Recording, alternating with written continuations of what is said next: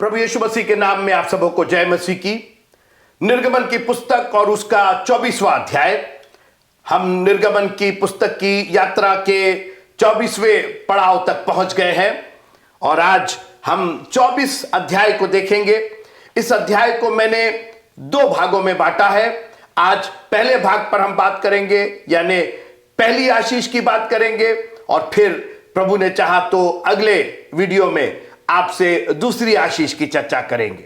आपको मालूम है कि मैं हर चैप्टर पर, हर अध्याय पर कुछ ना कुछ प्रभु ने जो मुझे दिया है वो मैं ला करके आपके सामने रख रहा हूं। यह प्रभु की मेज है जिस पर वो हर दिन की रोटी बिछाता है। और इसलिए मैं आपसे निवेदन करूंगा कि आप परमेश्वर के इस कलाम को, इस अध्याय को जरूर पढ़िए। पिछले अध्यायों को पढ़िए, पिछली पुस्तकों को पढ़िए, अगली पुस्तकों को पढ़िए और दुआ कीजिए प्रभु आपको और देगा। मित्रों, मैं तो सिर्फ आपको थोड़ा सा मैंने सिर्फ चखाया है। अभी तो भोजन इतना है कि आपके पास समाने की जगह नहीं होगी। और इसलिए आप इस 30-35 मिनट के वीडियो को और संदेश को ही पूरा संदेश मत समझिएगा। यह मत समझिएगा कि मैंने पूरा निर्गमन आपको समझा दिया है। मैंने सिर्फ आपको उत्साहित किया। मैं बार बार बोलता हूं और बार बार बोलूंगा। हर चैप्टर पर मैं बोलूंगा कि मैं सिर्फ आपको उत्साहित कर रहा हूं, आपको एक मार्ग दिखा रहा हूं, ताकि आपके मन में उत्सुकता हो, जागृति हो कि अरे इसमें और भी तो कुछ हो सकता है जो बिशप साहब नहीं बता पाए। हो सकता है कुछ और हो उसके अंदर। Go for it, it's all yours. प्रभु आपको ब्लेस करे और प्रभु से कहिए प्रभु और भी अपनी भेदों को हमें बताइए। अपने पास्टर्स को चैलेंज कीजिए। आप जिस भी चर्च के मेंबर हो, आप अपनी कलीसिया से जुड़े रहिए। अपने 10वां अंश अपनी भेंटे अपनी कलीसिया में लेकर के जाइए। यह लोकल बॉडी बहुत जरूरी है। मैं कभी आपसे पैसे की डिमांड नहीं करता हूं, मेरे को ये भेजिए, मेरे को भेजिए। नहीं, आप लोकल बॉडी में रखिए। आपको जरूरत है, आपके लोकल बॉडी को जरूरत है। जहां आप रहते हैं, आपके लोकल चर्च को उसकी जरूरत है, उसमें जुड़िए। लेकिन अपने पास्टर्स को, अपने सुसमाचार प्रचारकों को चैलेंज कीजिए और कहिए कि हमें पुराने नियम से बताइए। आपको मालूम है पुनरुत्थान का सबसे पहला प्रचार जो यीशु मसीह ने किया, वो क्या किया? जब वो इम्माउस के मार्ग पर जा रहे थे अपने 2 चेलों के साथ, तो उन्होंने अपने बारे में भविष्यवक्ताओं से शुरू किया। जब तक आप भविष्यवक्ताओं को, पुराने नियम की पुस्तक को नहीं समझेंगे, नए नियम की पुस्तक को समझना बहुत ही कठिन होगा। लेकिन एक बार आपको पुराने नियम की पुस्तक समझ में आ जाएगी, मूसा की बातें समझ में आ जाएंगी, उत्पत्ति, निर्गमन, ये सारी किताबें एक के बाद एक समझ में आ जाएंगी, नया नियम समझने में आसानी होगी। आज इंटरनेट और कलीसियाएं भरी पड़ी हुई है। नया नियम उठा लिए, ये तो वही हुआ XYZ पढ़ा रहे हैं। ABCD कोई पढ़ा ही नहीं रहा। बोला अरे ABCD को कौन, छोड़ो उसको। अरे मित्रों, अल्फाबेट शुरू ही होता है ABCD से। XYZ तो बात की बात है। अरे प्रकाशित वाक्य पर बोलिए, अरे पहले उत्पत्ति तो समझ जाइए। अरे प्रकाशित वाक्य में लिखा हुआ है और प्रकाशित वाक्य में ये होने वाला है, और उसकी वजह से कितने लोग उसी में परेशान हैं। अभी किसी ने मुझे भेजा कि वो 666 इंडिया में। अरे पहले आप 666 प्रकाशित वाक्य में, पहले उत्पत्ति और निर्गमन तो समझ जाइए। ABCDEF तो समझे नहीं, लेकिन XYZ समझने के लिए और पढ़ने के लिए सब ललायत है। सब सोच रहे अरे हमने को बहुत ज्ञान हो गया क्योंकि हम XYZ पढ़ ले रहे हैं।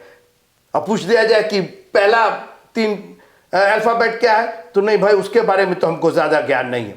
एक काम कीजिए, जब आपको मकान बनाना है तो घर से शुरू कीजिए। यीशु मसीह ने कहा 2 जन थे जिन्होंने मकान बनाया और नेव से मकान शुरू किया। नेव ही गलत हो गई एक जन की, बालू पर नेव बना दिया। उत्पत्ति सीखा ही नहीं, निर्गमन सीखा ही नहीं, व्यवस्था सीखा ही नहीं, गिनती सीखा ही नहीं, व्यवस्था सीखा ही नहीं, और चले घर बनाने और आंधी और तूफान आया, ढह गया। अरे नेव को तो मजबूत कीजिए ना, चट्टान पर नेव बनाइए और पुराने नियम से शुरू कीजिए। आपकी जो आपका आत्मिक मकान है वो चट्टान पर तैयार हो जाएगा। आइए, निर्गमन की पुस्तक उसका 24वां अध्याय और पहली 2-3 आयतें बहुत ध्यान से सुनिएगा। मैं पढ़ने जा रहा हूं। बस आज का विषय मेरा इन्हीं 2-3 लाइनों पर है। Exodus chapter 24 and verse number 1 onward. फिर उसने, परमेश्वर ने, फिर उसने मूसा से कहा, तू हारून, नादाब, अबीहू और इस्राएल के 70 पुरनियों समेत यहोवा के पास ऊपर आकर दूर से दंडवत करना।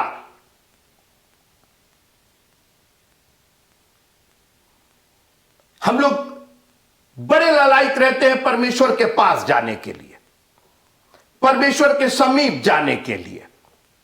आज मैं इसी पर बात करना चाहता हूं, मेरे साथ रहिएगा थोड़ी देर। ये जो हर दिन आपको मैसेज आते हैं ना, अरे परमेश्वर सबको आशीष देगा और आज आपका ये काम सफल होगा और आज शाम तक ये हो जाएगा और गॉड ब्लेस यू, इससे बचिए। हमारा प्रभु ठट्टों में नहीं उड़ाया जाता है। प्रभु को मजाक मत समझिए, उसके वचन को मजाक मत समझिए। उसने अपना लहू बहाया है हमारे और आपके लिए। परमेश्वर ने अपना एक लौता पुत्र हमें बलिदान करके दिया है। आप उसके बलिदान को मामूली मत समझिएगा। किसी ने कह दिया गॉड ब्लेस यू और हो जाए और आपका ये काम सफल और आपके पास ये आ जाएगा और सबको आशीष मिल जाए। मित्रों, इससे बचिए और थोड़ी गंभीरता लाइए। यह हमारे उद्धार का और अनंत जीवन का मामला है। निर्गमन की पुस्तक उसका 24वां अध्याय पहली आयत से मैं पढ़ रहा हूं। फिर उसने मूसा से कहा, तू हारून, नादाब, अबीहू और इस्राएल के 70 पुरनियों समेत यहोवा के पास ऊपर आकर दूर से दंडवत करना।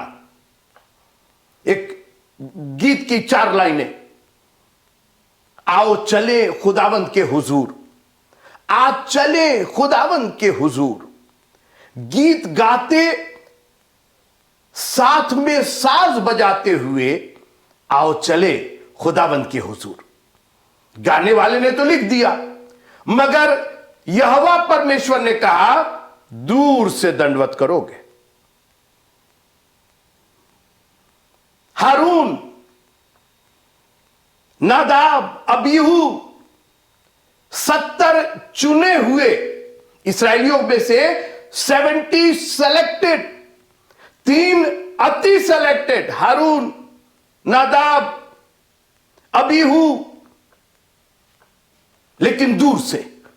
अरे ये क्या बात हुई?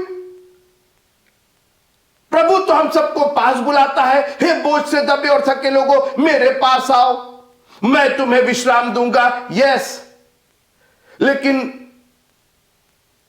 अभी दूर से। मैं अपनी ओर से नहीं कह रहा हूं, बाइबल की यह बात है।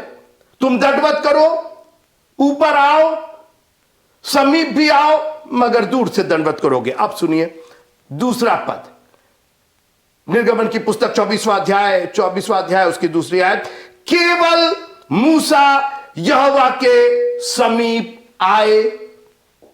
अरे तो हारून, नादाब, अबीहू और 70 जो चुने हुए पुरनिये, कोई नहीं, सब दूर रहेंगे, केवल मूसा समीप आए। Of all those millions of people, वो लाखों लाख इसराइली, एक तो उनमें से 70 और 3 73 और एक मूसा 74, टोटल मिलाकर के हारून, नादाब, अबीहू और 70 कितने हुए? 73 और मूसा 74। इन 74 में से केवल एक जन समीप आएगा। अरे हम लोग सब चर्च जाते हैं, पूरा परिवार जाता है, पूरा मोहल्ला जाता है और सबको आशीष मिलेगी और हमारा प्रभु सबको प्यार करता है। अरे भैया, सबको करता है तो मूसा को छोड़ के बाकी लोग को क्यों दूर रहने के लिए कहा? परमेश्वर ने कहा सब दूर रहेंगे, दंडवत करोगे, तुम चुने हुए हो मगर रहोगे दूर। केवल मूसा समीप आए। और आज मैं इसी पर बात करके आपको उत्साहित करके आपसे विदा लेना चाहता हूं। यह क्या बात हुई? इतने लोगों में से सिर्फ मूसा को आप समीप क्यों आने देना चाहते हैं? याद रखिएगा, मत्ती की इंजील उसके 12वें अध्याय की 14वीं आयत में यीशु मसीह ने कहा, बुलाए हुए तो बहुत हैं मगर चुने हुए और उसमें से भी समीप करीब आए हुए बहुत थोड़े। बुलाए हुए बहुत है। तो एक बात बताओ, इंटरव्यू लेटर पर मोहल्ले में मिठाई मत बांटिएगा, क्योंकि इंटरव्यू का मतलब चुनाव नहीं होता है। इंटरव्यू का मतलब होता है बुलाया गया है, साक्षात्कार के लिए बुलाया गया है। और मित्रों, हजारों लाखों लोग एक नौकरी के लिए इंटरव्यू में बुलाए जाते हैं, इंटरव्यू में बैठते हैं, टेस्ट में बैठते हैं, एग्जाम्स में बैठते हैं, मगर नौकरी तो 2, 4, 5, 10 लोग को ही मिलती है। बुलाए हुए बहुत है। यीशु मसीह ने कहा कॉल्ड आर मेनी। हां, तो वो प्रचार कीजिए कि भाई बहुत लोग बुलाए गए। अरे वो भी प्रचार कीजिए कि परमेश्वर ने जगत से ऐसा प्रेम किया, पूरे जगत से उसने प्रेम किया, मगर अनंत जीवन तो उन्हीं को दिया जिन्होंने उस पर, उसके इकलौते पुत्र पर विश्वास किया। प्रेम और विश्वास ये 2 अलग अलग चीजें। प्रेम तो उसने सभी से किया और इसीलिए उसने अपना इकलौता पुत्र दिया और सभी के लिए दिया, मगर सभी उसके पास नहीं आए, केवल वही जिन्होंने विश्वास किया। बुलाए हुए तो बहुत है, इंटरव्यू के लिए, साक्षात्कार के लिए तो बहुत लोग बुलाए गए हैं, मगर चुने हुए बहुत थोड़े हैं। एक और पद लीजिए, भजन संहिता और उसका 65वां अध्याय और 4थी आयत सुनिएगा। लिखा है, क्या ही धन्य वह जिसको तू चुनकर अपने समीप आने देता है। तो याद रखिएगा, चुनना एक चीज है और समीप आना दूसरी चीज है। वो चुनता बहुतों को है, हो सकता है आप भी चुने हुए हो, मगर क्या आप उसके समीप हैं? कहीं आप हारून की तरह तो नहीं है, नादाब, अबीहू और 70 पुरनियों की तरह तो नहीं है। चुने तो हुए हैं। हम तो प्रभु का प्रचार करते, हम तो गाना भी गाते, हम तो बजाते भी अच्छा है, हम तो हाथ भी अच्छे से उठाते, हम तो हालेलुया प्रेज द लॉर्ड। मैं उसके खिलाफ नहीं हूं, आप बुलाए तो गए हैं, लेकिन बुलाए जाने का अर्थ समीप आना नहीं होता है। लिखा है कि क्या ही धन्य वो है जिसको वो चुनकर, बुलाए जाए बहुत है, उसके बाद चुने और उसके बाद समीप आना। यानी 3 स्टेप हैं। पहला तो आप बुलाए गए, उसके बाद आप चुने गए और उसके बाद आपको समीप बुलाया गया। मैं आपसे आज चैलेंज के साथ पूछना चाहता हूं, क्या आप सिर्फ बुलाए गए में हैं? क्या आप सिर्फ चुने गए में हैं? या आप उसके समीप हैं, आप उसके करीब हैं? जो जय पाए उसको मैं जीवन का मुकुट दूंगा। जो समीप आए, मूसा समीप आया, बुलाया तो हारून भी गया था, नादाब, अबीहू और 70 लोग बुलाए गए थे, मगर समीप तो केवल मूसा आया। आप मसीही जीवन को मामूली समझ रखा आपने। सभी लोग माफ कर दिए गए, सभी लोग को उद्धार मिल गया, सभी लोग, अरे वो सकरा है वो मार्ग मित्रों। ये दूसरों के समान, ये जो नए नए प्रचारक आजकल, अपनी कलीसिया तो आप बढ़ा लेंगे, कलीसिया के मेंबर्स भी बढ़ा लेंगे, व्यूज भी बढ़ा लेंगे, मगर नरक को भी आप भरते जा रहे हैं। आप हमें लोगों को सिखाना है कि सिर्फ बुलाया जाना, सिर्फ चुना जाना नहीं, समीप आना। क्या ही धन्य है वो जिसको तू चुनकर अपने समीप आने देता है। आपको याद होगा उत्पत्ति की पुस्तक और उसका 27वां अध्याय, मैंने कहा इसहाक ने एसाव को बुलाया, भोजन बना करके लाने के लिए कहा। उस दूसरी तरफ चुना गया कौन? याकूब, उसकी मां के द्वारा। अब वो भोजन लेकर के अपने पिता के कमरे में जाता है। सुनिएगा 27वां अध्याय उत्पत्ति का और उसकी 18वीं आयत। तब वो अपने पिता के पास गया और कहा, मेरे पिता। उसने कहा, क्या बात है हे मेरे पुत्र, तू कौन है? याकूब ने अपने पिता से कहा, मैं तेरा जेठा पुत्र एसाव हूं। मैं पढ़ रहा हूं उत्पत्ति की पुस्तक उसका 27वां अध्याय और 18वीं आयत। मैंने तेरी आज्ञा के अनुसार किया है, इसलिए उठ और बैठकर मेरे अहेर के मांस में से खा कि तू जी से मुझे आशीर्वाद दे। इसहाक ने उससे पूछा, इतनी जल्दी तुझे आखेट मिल गया, शिकार मिल गया? आगे सुनिए। इसहाक ने उससे कहा, 21वां पद, फिर इसहाक ने याकूब से कहा, हे मेरे पुत्र, निकट आ, मैं तुझे टटोल कर जानूं कि तू सचमुच मेरा पुत्र एसाव है कि नहीं। 25वां पद सुनिए।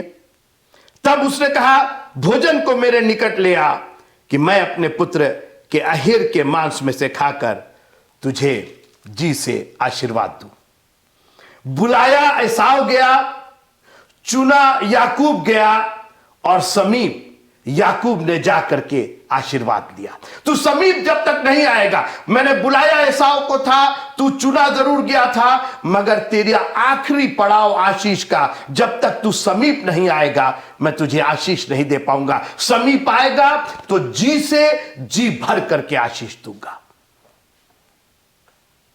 याकूब थोड़ी देर के लिए परेशान हो गया होगा, अरे मैं तो एसाव नहीं हूं, इसने तो, ये तो एसाव समझ रहा मुझको। उसके पूरे शरीर पर रोआदार था, बालों से भरा हुआ था, लेकिन तब तक उसने देखा कि जो बकरी का बच्चा जबा किया गया था, बलिदान किया गया था, उसका खाल उसके ऊपर लपेट दिया था उसकी मां ने।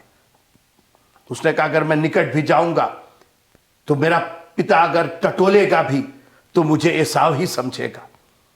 और जब उसने टटोला और उसके हाथ में उसने रोएदार बाल देखे, जी भर के जी से आशीर्वाद दिया।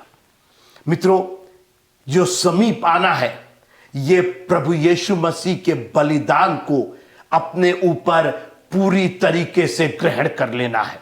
याकूब छिप गया था, अब याकूब नहीं दिखाई दे रहा था। अब वो बलिदान का, बकरी का जो बलिदान हुआ था, वो बलिदान उसके ऊपर दिखाई दे रहा था।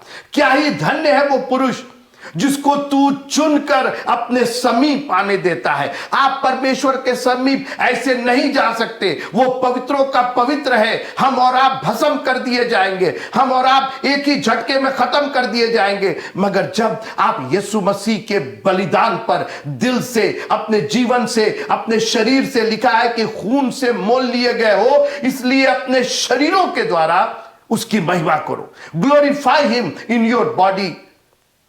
Do you know why? Because you can go closer to him. आप उसके नजदीक जा सकते हो। दो तीन चीजें मैं समीप की बारे में बताना चाहता हूं। जब वो चुनकर अपने समीप बुलाता है, नंबर एक कि आप सिर्फ उसके और उसके हो जाते हैं। मुझे छोड़ दूसरों को ईश्वर करके ना मानना। जब तक आप उसके समीप नहीं जाएंगे, आपके पास दूसरे ईश्वर बराबर रहेंगे। मगर जिस दिन आप, हालेलुया, आप तय कर लेंगे कि मुझे उसके समीप जाना है, उसने मुझे अपने समीप बुलाया है, आप सब कुछ त्याग करके, सब कुछ छोड़ करके, आपके लिए बाकी सारी चीजें गौड़ हो जाएंगी। संडे मॉर्निंग आप उसके हैं नहीं, इसीलिए आपको वक्त लगता है चर्च आने में। आप 15 मिनट 20 मिनट आप लेट पहुंचते हैं। जानते हैं क्यों? क्योंकि आप उसके बुलाए हुए जरूर हैं, आप उसके चुने हुए भी हो सकते हैं, मगर आप उसके समीप नहीं हैं। जब आप समीप हो जाएंगे तो आप आधा नहीं, 1 घंटा नहीं, आप सुबह से यहां पर मौजूद होंगे। जब आप उसके करीब होंगे तो बाकी सब आपसे दूर होंगे। आज प्रॉब्लम यह है कि सब आपके करीब हैं, केवल वही आपसे दूर है।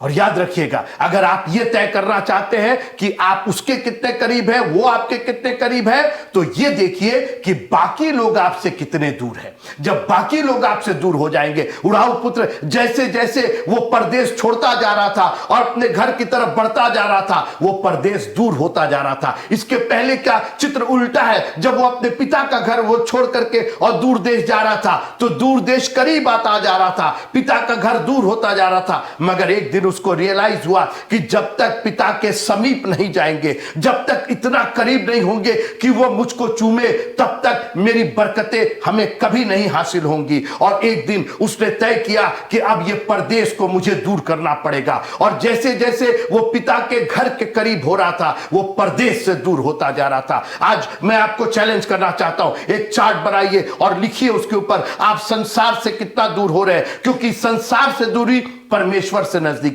संसार से नजदीकी, परमेश्वर से दूरी। अपने आप को मिडिल में रखिए, एक तरफ संसार रखिए, एक तरफ परमेश्वर रखिए, और लिखिए उसके अंदर जोड़िए, घटाइए कि आप परमेश्वर के करीब हैं कि संसार के करीब है। दोनों के करीब नहीं हो सकते हैं।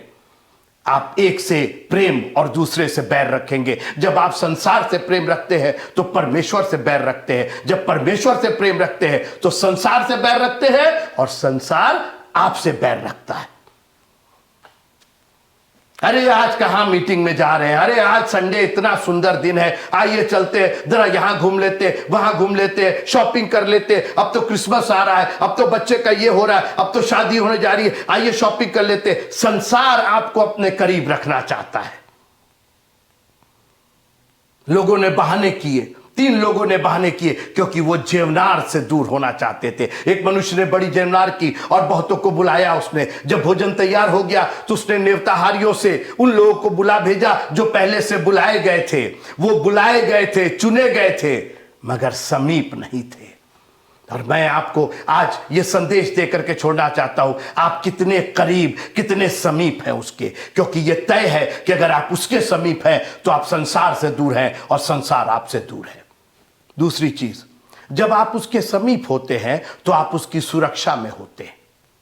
फिर से सुनिए, जब आप उसके करीब होते हैं तो आप उसकी सुरक्षा में होते हैं। भजन संहिता 65वां अध्याय और उसकी चौथी आयत, क्या ही धन्य है वह जिसको तू चुनकर अपने समीप आने देता है कि वह तेरे आंगनों में वास करे। आपको मालूम है मित्रों, आंगन क्या होता है? आजकल तो लोग अपार्टमेंट में रहते हैं और ऐसे ऐसे घर बनते हैं कि आंगन नहीं होता, लेकिन आंगन सुरक्षा का खुला हुआ रहता है, मगर चारों ओर से सुरक्षा रहती है। ऊपर आसमान खुला रहता है, मगर चारों ओर से वो घिरा रहता है। जब आप उसके करीब होते हैं तो आप उसके आंगनों में वास करते हैं। दुनिया की हवाएं, दुनिया भर की बातें, दुनिया भर का खौफ और भय आपके करीब नहीं आता, क्योंकि आप आंगन के अंदर है। हालेलुया। मैं आपसे निवेदन करना चाहता हूं, आप कितने समीप है? क्या आप उसके आंगनों में वास कर रहे हैं?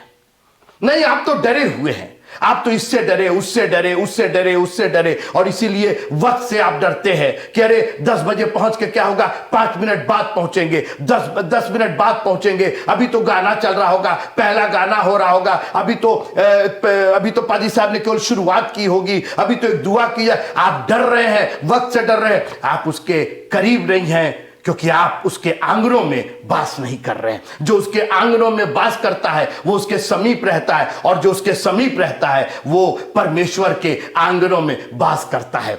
और याद रखिएगा, जब सुरक्षा होती है तो आनंद होता है। उसके आंगनों में आनंद की भरपूरी है मित्रों, because you are protected from all the harm. आप दुनिया की तमाम चीजों से आप पूरी तरीके से सुरक्षित हो जाते हैं, तो आप आनंदित हो जाते हैं। तुमने अभी कुछ नहीं मांगा, मांगो कि तुम्हारा आनंद पूरा हो जाए। एक काम कीजिए, प्रभु जी मैं आपके आंगनों में वास करना चाहता हूं, क्योंकि अगर मैं आपके आंगनों में वास करूंगा मेरा आनंद पूरा हो जाएगा। दुनिया की चीजें हम लोग रख करके भी डरे रहते, हम हमेशा संभलने की कोशिश करते। एक बार आप उसके आंगनों में आ जाएंगे। जब उड़ाऊ पुत्र लौट करके अपने घर के आंगन में चला गया तो उसके वस्त्र भी नए हो गए, उसका जूता भी नया हो गया, उसके हाथों में अधिकार अंगूठी आ गई। अभी तक वो डर रहा था, भूख से डर रहा था, अकाल पड़ गया था। मैं जानता हूं आपकी भी बहुत सी जिंदगियां हैं जो ये सुन रही हैं, आपकी जिंदगियों में अकाल पड़ा हुआ है, आप भूख से डर रहे हैं, इसीलिए झूठ सच, इससे उससे, क्योंकि भूख से डर रहे हैं आप।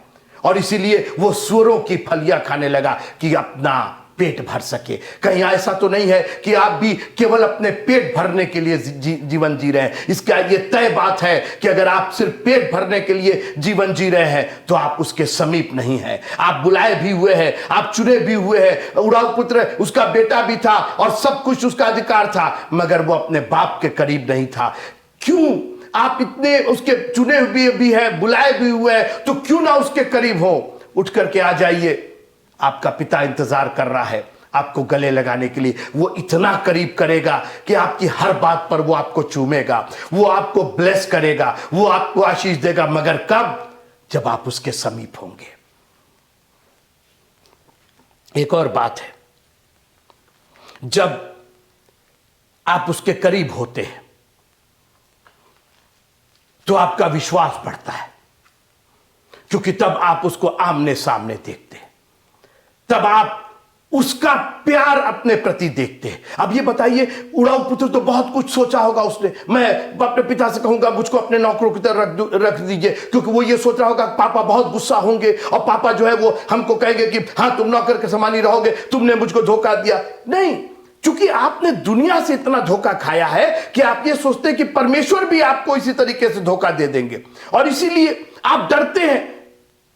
जब मुझे अपनी नौकरी से रिजाइन करना था मित्रों, मैंने अपनी नौकरी से रिजाइन किया, एक लाइन में मैंने लिख दिया। हाँ, मैं बहुत दिन तक डरता था कि अरे रिजाइन कर देंगे तो अपने परिवार को क्या खिलाएंगे, हम क्या खाएंगे। मगर जब मुझको उसका प्यार समझ में आ गया, मुझको यह समझ में आ गया कि वो कितना भरोसेमंद है। हमारा प्रभु हमको कभी छोड़ेगा नहीं। नौकरियां छोड़ देंगी, लोग छोड़ देंगे, तनख्वाह छोड़ देगी, मगर हमारा प्रभु नहीं छोड़ेगा। उसी दिन मैंने रिजाइन कर दिया और मैं उसके करीब आ गया, और आज प्रभु ने इतना ब्लेस किया मुझको। अरे काश कि मैं और पहले रिजाइन कर दिया होता, और पहले मैं प्रभु पर भरोसा कर लिया होता। 2-3 बातें करीब आने की। विश्वास आपको उसके करीब लाता है जब आप उस पर भरोसा करते हैं।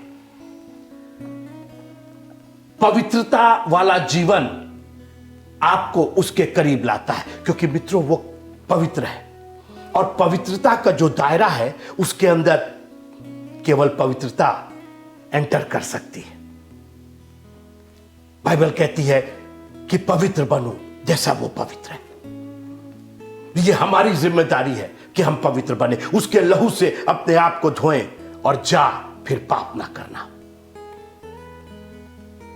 हम कमजोर हैं, मगर जब उसका लहू हम पर लग जाता है तो हम शक्तिशाली हो जाते हैं। उसका वचन जब हमारे हृदय में आ जाता है हम शक्तिशाली हो जाते हैं। क्या ही धन्य है वो पुरुष, क्या ही धन्य है वो जन जिसको तू चुनकर अपने समीप आने देता है। मूसा, तू धन्य है, तू ना सिर्फ चुना हुआ है, तू ना सिर्फ बुलाया हुआ है, तू तो समीप जा रहा है उसके। मित्रों, आज प्रभु भी हमें अपने समीप बुलाना चाहता है। उसने हमें बुलाया है, हमें चुना है, अब सिर्फ समीप ही जाना तो है।